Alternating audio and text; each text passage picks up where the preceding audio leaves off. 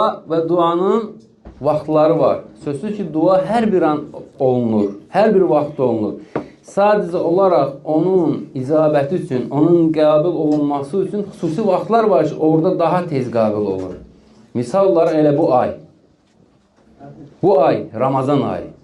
Ramazan ayı daha yəni əfsəldir və daha sənin duanın qəbul olunması üçün fürsətdir, səbəbdir. Ki, sənin duan qəbul olunsun və sən də bundan qafil qalmalı deyilsən. Eləməlisən, dua eləməlisən. Və həmçindəki qardaşlar, yəni baxın, Ramazan ayı bütövlüklə, xüsusi olaraq isə son axır 10 gün. Düzdür, fikir verirsiniz, Ramazan ayı dua ibadət, amma xüsusi olaraq axır 10 gün daha çox. Görürsən, bəzi insanlar, görürsünüz, Allah subhanahu teala, bu da Allahın rəhmətindəndir ki, Qədr gecəsini axır 10 günə salıb. Əslində, işin axırında, sonunda necə olur insan? Yorulur. Artıq sanki təslim olmaq istəyirsən. Artıq yorulursan. Baxmada 20 gün oruç tutmuşsan, düzdürmü? Amma sənə artıq elə bil ki, sövq edir, o Qədr gecəsi daha da elə bir cümraqlaşmağa, daha da iştihadda olmağa, daha da cəhd atmağa. Düzdürmü?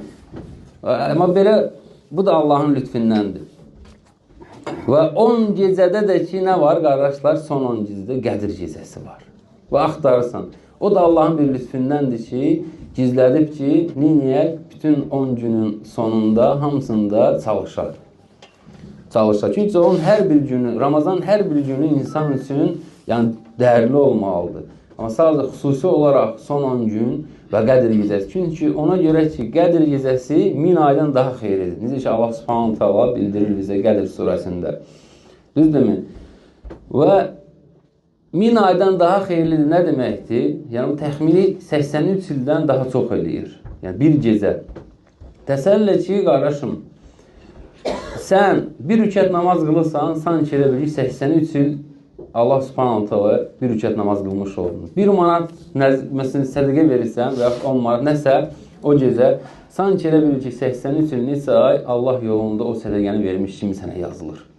Bu da Allahın böyük bir lütfüdür bizə. Niyə görə? Ona görə ki, bizim ümmət ən qısa ümmətdir, yəni ömür baxımından. Görürsən, 70, 80, 100 olsun, biraz çox, biraz az. Yəni 800 il deyil, 900 il deyil ömrümüz və yaxud da 1000 il deyil, düzdürmü? Bu da Allahın bizə olan lütfüdür. Və həmçində ki, Allah Rasulü s.ə.v də bütün xeyirlərin cəm olmasıdır, ən üstünü verilməsidir. Yəni, fikir ver, sən 10 dənə Ramazan tutduğun, misal olaraq Qədr gecəsi artıq elə bir sanki Allah subhanahu teala 830 il ibadət eləmiş kimi olsan. Düzdürmü? Və yaxud da ki, Ramazandan sonra 6 gün Şavvalı tutdun, artıq elə bil ki, 1 il. Düzdürmü? 1 il oruclu olmuş kimi sənə savab yazılır.